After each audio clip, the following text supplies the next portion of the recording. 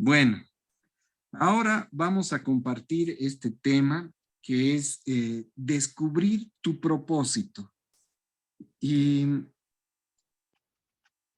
escuchaba en una prédica que se decía, hay tres momentos importantes en la vida de uno, ¿no?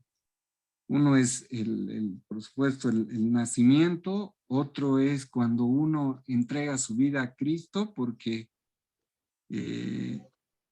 alguien más está entrando. Yeah. Otro es el momento cuando uno entrega su vida a Cristo, porque ahí gana la salvación. Y el tercero es cuando uno descubre su propósito, ¿no? El propósito en la vida. Entonces, hoy vamos a hablar de eso.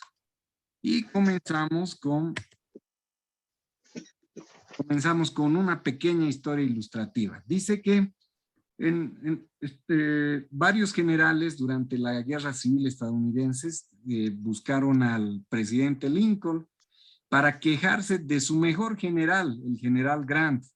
Y obviamente se quejaron, le hablaron mal de él. Y obviamente también este general Grant tenía algunos defectos, ¿no? Le gustaba un poco el trago. Entonces, los otros generales le decían, presidente Lincoln, ya el general Grant es el colmo, ¿no? O sea, ya realmente sus vicios exceden cualquier límite. Y dice que el presidente Lincoln le dice a sus generales, bueno, entonces, vean qué es lo que tiene el general Grant, porque ojalá ustedes tengan la pasión que él tiene, porque con la pasión que él tiene por su trabajo, él gana un montón de batallas, ¿no? O sea, ellos fueron a hablar mal del general Grant ante el presidente y al final el presidente les dijo que ojalá tuvieran la pasión del general Grant en su trabajo para ganar todas las batallas que él ganaba. Y en una de estas cosas que nos mandan por WhatsApp decía, un hombre sin pasiones es un hombre sin virtudes, pero pasiones de las buenas, ¿no? O sea, pasión por la familia, pasión por el trabajo, pasión por lo que uno hace, pasión por la vida cristiana, que es seguramente lo más importante, ¿no? Y entonces ahí hay dos maneras de encarar la vida. Una es edificar una vida y otra es simplemente pasar la vida, ganarse la vida, ¿no? Y el que tiene pasión por algo va edificando su vida, ¿no? Porque va construyendo un sueño en función a la pasión que tiene. Pero si bien eso se puede aplicar a cualquier tema, obviamente en esta charla vamos a aplicarla a tener pasión en la vida cristiana y no dejar que esta pasión sea ahogada por las responsabilidades, como dice aquí abajo. Porque ¿qué puede pasar? Nosotros podemos tener pasión por algo, por cualquier cosa, de repente tenemos pasión por la lectura, de repente tenemos pasión por leer la palabra de Dios, por escuchar la palabra de Dios, pero lo que puede suceder es que las responsabilidades, la rutina de cada día hacen que nuestra pasión se vaya ahogando en medio de la rutina y en medio de las responsabilidades. Hermanito, ¿quieres que puedo acotar algo? Hermanito, lo hagamos al final del tema. Ahí Ya. podemos compartir alguna experiencia y podemos señalar algún punto en específico que tal vez nos haya llamado la atención respecto a lo que vamos a compartir. Muy bien. ¿No? Está bien. Y bueno, vamos a hacer una reseña histórica para comenzar a hablar del tema que queremos hablar. Nabucodonosor, que tal vez muchos lo conocemos porque es parte de la historia, ¿no? Si buscamos en el Google respecto a Nabucodonosor, vamos a ver que era un rey babilonio, ¿no? Destruye a Jerusalén y hace cautivo al pueblo hebreo en el 586 antes de Cristo. O sea, esta historia tiene más o menos como contexto toda esta reseña histórica, cuando Nabucodonosor, el rey babilonio, hace cautivo al pueblo hebreo y destruye Jerusalén en ese año. Después de que destruye Nabucodonosor la ciudad de Jerusalén, después de un tiempo, Zorobabel, un personaje de la Biblia, también reconstruye la ciudad, pero no logra reconstruir los muros.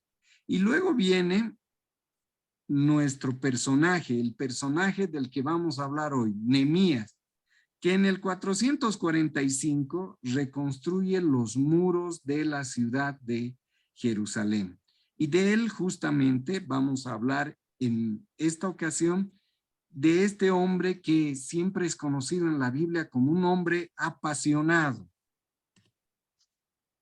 Y tenemos, como siempre, un texto base. Tenemos un texto base que es Nehemías 1 al 5, el libro de este personaje del cual vamos a hablar. ¿Y qué dice este texto? Dice, palabras de Nehemías, hijo de Acalías. Aconteció en el mes de Quisleu, en el año 20, estando yo en Susa, o sea, Nehemías estaba en Susa, la capital del reino persa. Ya había caído el reino de Nabucodonosor y el reino persa era el dominante del mundo conocido en esa época. Entonces, él estaba en Susa, capital del reino persa, que vino Ananí, uno de mis hermanos, con algunos varones de Judá, y les pregunté por los judíos que habían escapado, que habían quedado de la cautividad y por Jerusalén. Y me dijeron, el remanente, los que quedaron de la cautividad allí en la provincia, están en gran mal y afrenta, y el muro de Jerusalén está derribado y sus puertas quemadas a fuego. Cuando oí estas palabras, me senté, lloré e hice duelo por algunos días, y ayuné y oré a Dios y oré delante de Dios de los cielos, y dije, te ruego, oh Jehová, Dios de los cielos fuerte. En este texto bíblico, lo que podemos notar es que, primero, Nehemías estaba en la capital de Susa, el reino persa. Su hermano viene a visitarlo y Nehemías le pregunta, ¿y cómo están allá por Jerusalén? Para este tiempo, el rey persa ya había dejado que los hebreos que fueron cautivos por Nabucodonosor puedan volver algunos si quisieran, a Jerusalén. Pero entonces su hermano le cuenta y le dice, los que están en Jerusalén están mal, le dice. Los que están en Jerusalén están pasando gran mal y el muro está derribado. Y ahí lo que tenemos que identificar es la pasión de Nehemías, porque en ese momento Nehemías se sienta y llora, porque le llega al corazón el saber el destino que estaba teniendo Jerusalén, que era la tierra de sus antepasados. Pero también vemos que una vez que Nehemías siente esto, ayuna y ora delante de Dios. O sea, cuando tenemos algo que aflige nuestro corazón, una de las cosas que tenemos que hacer es orar a Dios, orar y ayunar. Y dijo, y le rogó a Dios. Entonces, tengo aquí algunos apuntes del libro de Nehemías. Nehemías era el copero del rey. Es decir, era una de las personas que tenía acceso al rey persa fácilmente. ¿Y cómo identificamos la pasión en el texto leído? La identificamos porque Nehemías llora. Entonces, ¿cómo podemos identificar nuestra pasión? ¿Cómo podemos identificar nuestra pasión? Pues puede haber cosas que definitivamente generan un sentimiento fuerte o rechazo, o hay cosas que generan definitivamente cosas que es un sentimiento que nos motiva. Por ejemplo, yo tenía en la universidad una compañera de la universidad que definitivamente le causaba un sentimiento profundo ver a los niños a los niños que andaban en la calle, a los niños que estaban en situación de calle, y era algo que ella no podía ver. Al final, la historia de esta amiga era que dejó la carrera que estábamos utilizando, estábamos estudiando, porque se dio cuenta que ahí no estaba su llamado. Y al final se dedicó a, a cuidar de estos niños, eh, obviamente con cooperación de gente que estaba dispuesta a cooperar, les puso un hogar y toda su vida la dedicó, hasta ahora la ha dedicado a este tema. Y es porque ese sentimiento que ella tenía era un sentimiento que la motivaba, que al mismo tiempo que causarle un dolor enorme por los niños que estaban en situación de calle, eso mismo la motivaba a ella para hacer obra con ellos, ¿no? Y por eso dejó la carrera que estábamos estudiando y se dedicó plenamente a esto. Y en Nehemías podemos ver lo mismo, que Nehemías llora por Jerusalén, que es algo que no le es indiferente, y ora y ayuna. Entonces, una de las cosas que, y la vamos a aplicar a nuestra vida cristiana, es que podemos ser fracasados con éxito. ¿Qué significa esto? Que, por ejemplo, si mi amiga hubiera seguido la carrera en la que no le iba muy bien, en la que parecía que no le motivaba, tal vez hasta hubiera terminado la carrera, tal vez hasta hubiera ganado dinero con eso, pero hubiera sido alguien que hubiera puesto toda su energía en algo que no era su pasión, ¿no? En cambio, ella sí descubrió su pasión. Y esta palabra nos llama a descubrir nuestra pasión en la vida cristiana, de repente a buscar cada día más a Dios, a buscar qué es lo que nos gusta en esa vida, de repente servir de alguna manera, leer la Biblia, de repente ver prédicas, pero buscar algo que en lo que identifiquemos que tenemos pasión. Una vez que a Nehemías le cuentan sobre Jerusalén, se le presenta una oportunidad, porque al que tiene pasión, siempre se le presenta la oportunidad de llevar a cabo sus propósitos, los propósitos que tiene en función a su pasión. Y leamos esto que dice Nehemías 2, del 2 al 8, y dice, me dijo el rey, ¿por qué está triste tu rostro? Pues no estás enfermo. No es esto sino quebranto de corazón. Entonces temí en gran manera. Él teme en gran manera porque en esa época si uno inoportunaba al rey, el rey era capaz de cortarle la cabeza. Entonces Nehemías se asusta de que el rey se dé cuenta de que él estaba triste. Y dice al rey, para siempre viva el rey. ¿Cómo no estará triste mi rostro cuando la ciudad, casa del sepulcro de mis padres, está desierta y sus puertas consumidas por el fuego? Entonces, aprovechando que el rey le pregunta, Nehemías aprovecha para poner a consideración del rey el tema que lo afligía, que era la situación de la ciudad de Jerusalén. Y me dijo el rey, ¿qué cosa pides? Ahí está la oportunidad que muchas veces en la vida se nos presenta. O sea, y tenemos que identificarla. En este caso, el rey le dice, ¿qué cosa pides?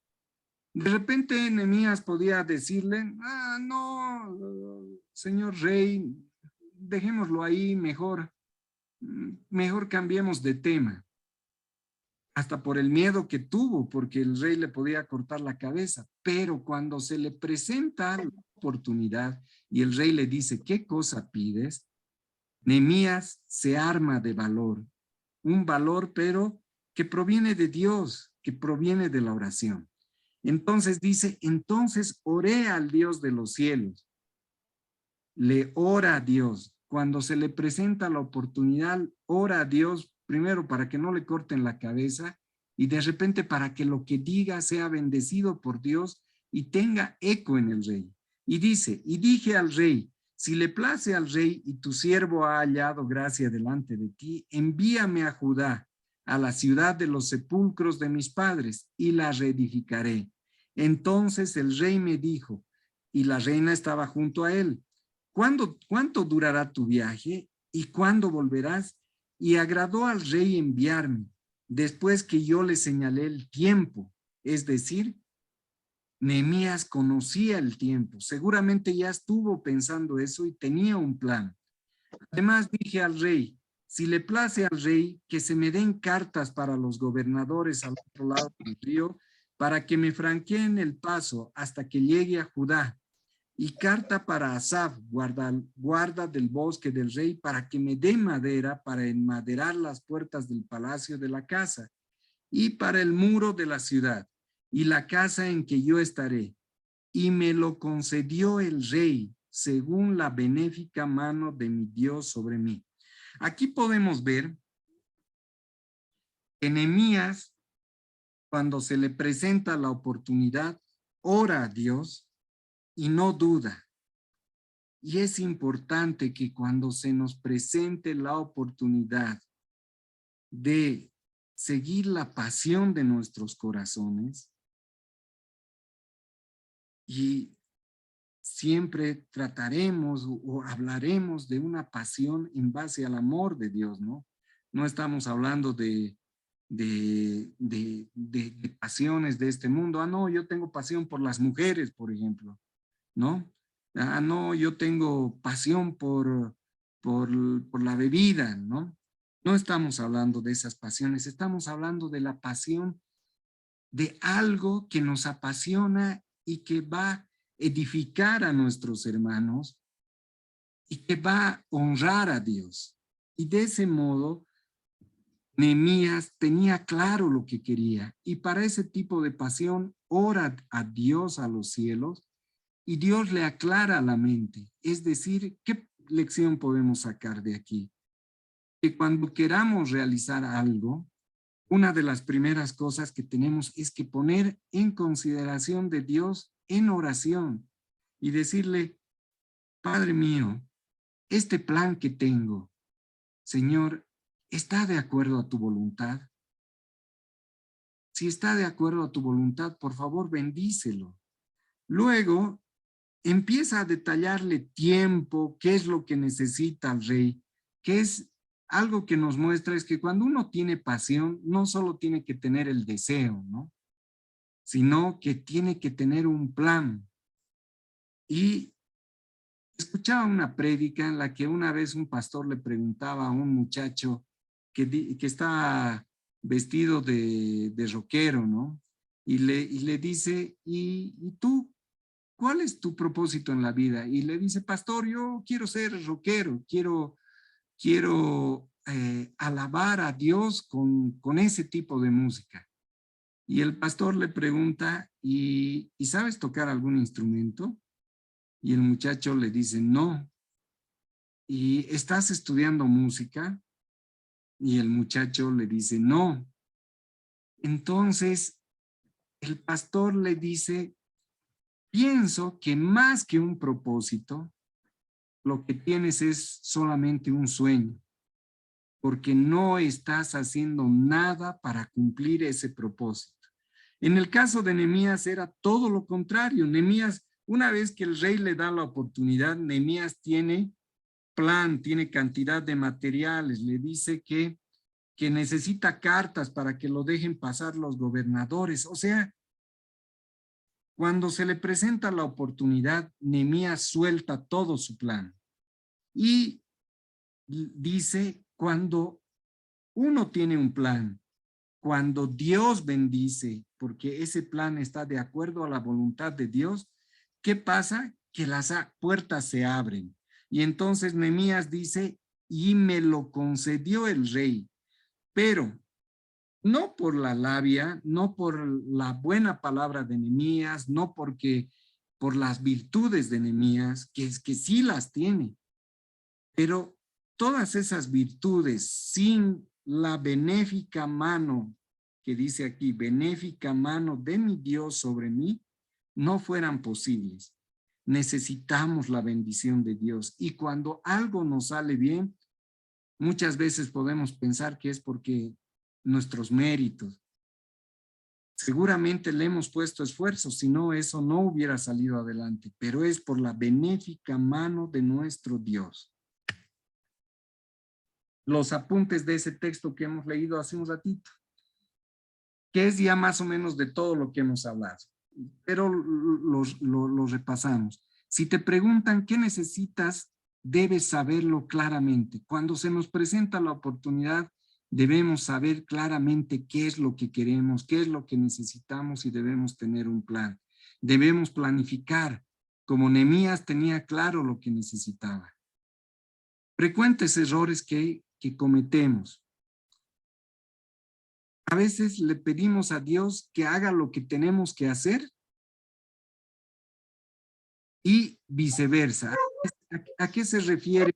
¿A qué se refiere? Hermanito, perdón, hermanito, están tocando mi timbre. Adelante, Estoy adelante. solo en la casa. Por No, favor, un adelante, ratito. adelante. ¿Y a qué se refiere esto con que pedimos a Dios que haga lo que tenemos que hacer? Por ejemplo, si un estudiante dice, Señor, haz que dé mañana mi examen, ¿no? Bien mi examen. Pero si el estudiante no estudia, le está pidiendo a Dios algo que él tiene que hacer. Una vez que él estudie, Dios pondrá y moverá las fichas de modo de que bendecirá la labor que ha hecho este estudiante, ¿no? ¿Y qué hacemos cuando algunas veces queremos hacer nosotros cosas que Dios tiene que hacer? Cuando queremos cambiar a la gente, por ejemplo. Cuando nos proponemos cambiar, no, yo lo voy a cambiar a este mi amigo, o lo voy a cambiar, o voy a cambiar a mi esposa, o voy a cambiar a mi esposo, o voy a hacer que yo voy a hacer que esta persona se dé cuenta que está equivocada. Entonces, ahí es cuando hacemos cosas que Dios tiene que hacer. A veces le pedimos que haga cosas que nosotros tenemos que hacer, como nosotros trabajar, estudiar o lo que sea. Y a veces nos queremos meter en las tareas de Dios, que cuando, por ejemplo, queremos que un amigo, un familiar cambie de vida porque sentimos que está encaminándose por un camino incorrecto, lo que tenemos que hacer es pedirle a Dios, orar a Dios, tratarlo con amor a ese pariente, a ese amigo, pero dejar que Dios haga su trabajo. No ir y reñirlo, ¿no? Y decirle, no, pero ya es el colmo lo que estás haciendo, ¿no? Obviamente, hablarle con amor, hacerle dar cuenta, orar por él. Pero esa tarea de cambiar el corazón de nuestro hermano, de nuestro familiar, no lo vamos a hacer nosotros, porque nosotros no tenemos ni el poder, a veces ni para cambiarnos a nosotros mismos. Peor vamos a tener el poder para cambiar a otra persona. Entonces, ese es un frecuente error. Otro es que Nehemías podía haber dicho, ay, qué pena Jerusalén, ¿no? Qué pena. Y está destruida la ciudad de mis antepasados. Bueno, qué pena. Pero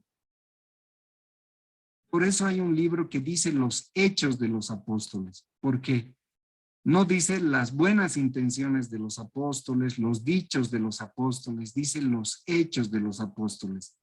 Y cuando llevamos una vida cristiana, tenemos que hacernos el propósito de hacer hechos, no intenciones, no dichos.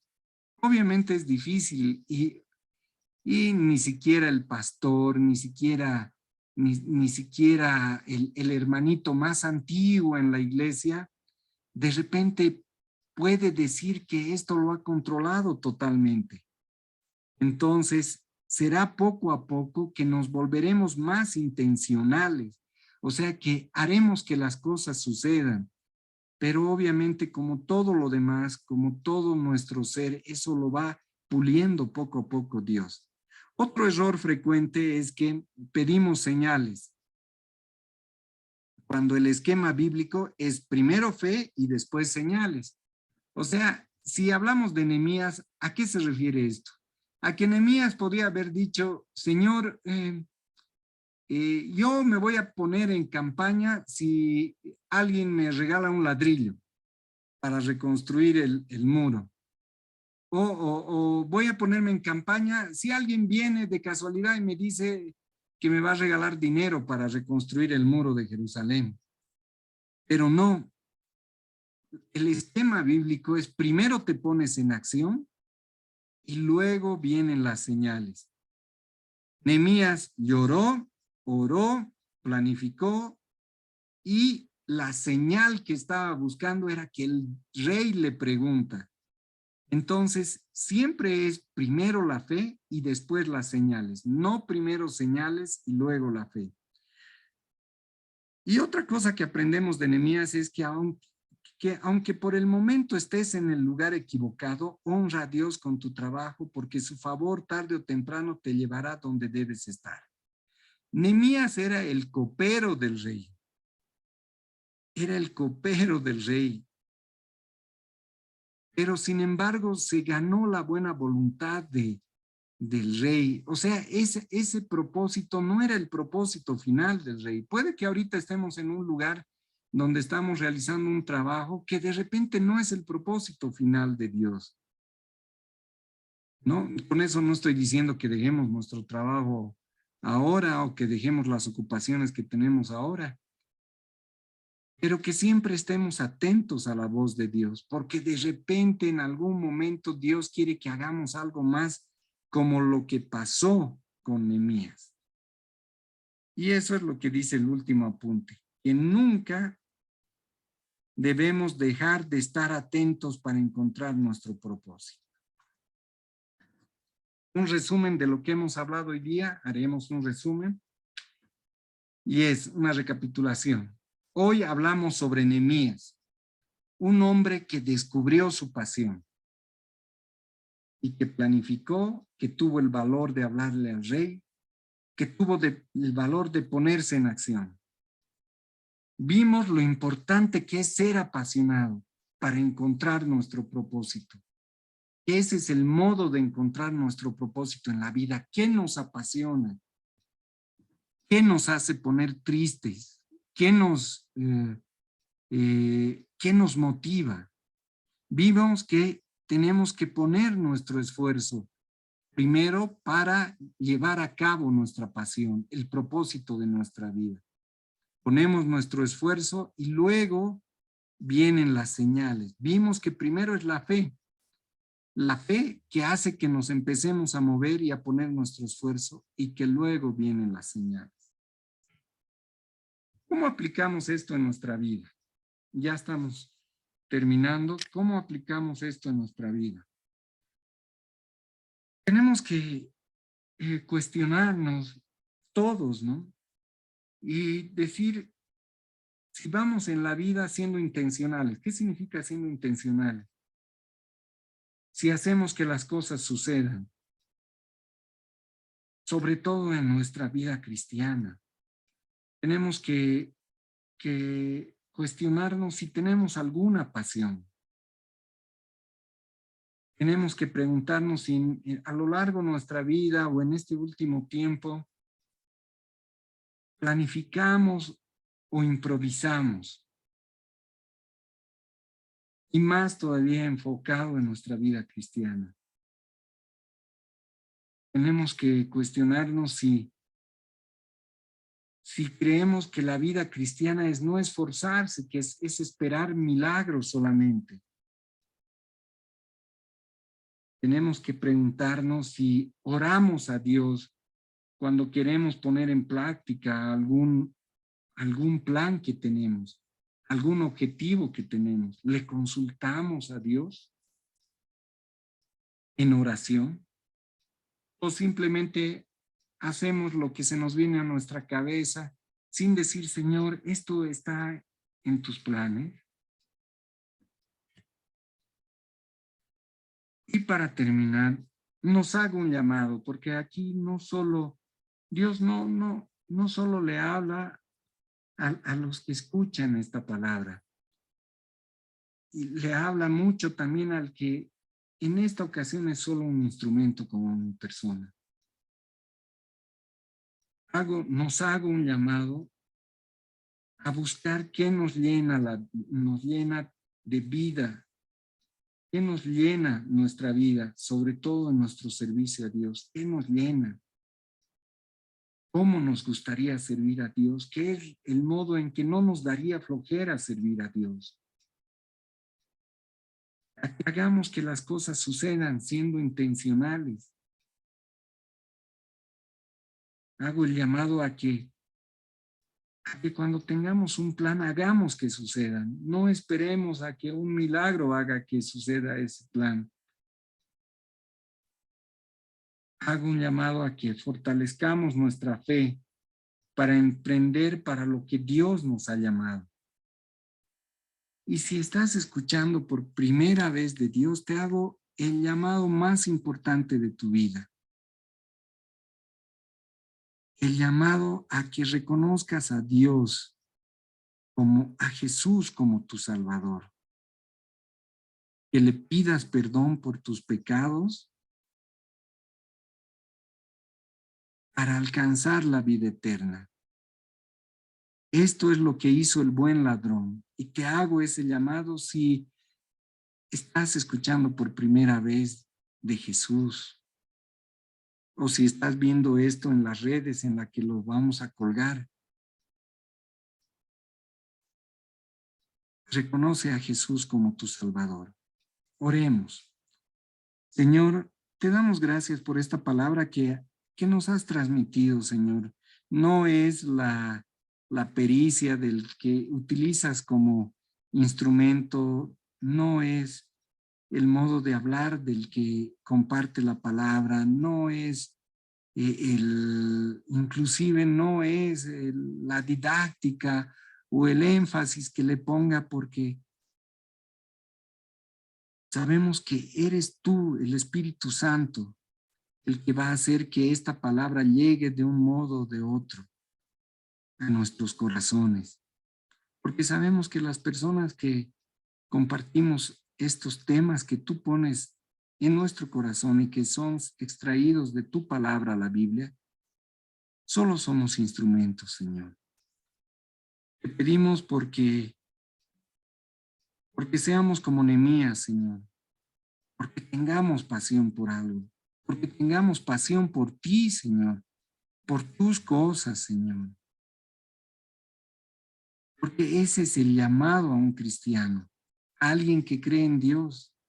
Muchos podemos ser personas como cuántas veces nosotros mismos, yo mismo lo he dicho, sí, yo creo en Dios, pero a mi manera. Y claro, nuestra manera muchas veces busca nuestra comodidad. No busca honrarte, ni amarte, ni trabajar para ti, Señor. Busca nuestra comunidad. Te pedimos que seamos como Nehemías, personas que hacen que sucedan las cosas, personas que oran cuando van a hacer algo, Señor, que lo consultan contigo. Te pedimos que seamos como Nehemías, personas apasionadas por honrarte y por edificar a nuestros hermanos, Señor. Y también oramos, y esta es la oración que te invito a que hagas si es la primera vez que estás escuchando de Jesús. Es algo parecido a lo que el buen ladrón hizo en la cruz. Siendo ladrón hasta el último día de su vida, ganó la salvación. ¿Por qué? Porque hizo lo siguiente. Señor, declaro que tú, Jesús, eres mi Salvador. Y te pido perdón, Señor. Te pido perdón por todos los pecados que he cometido.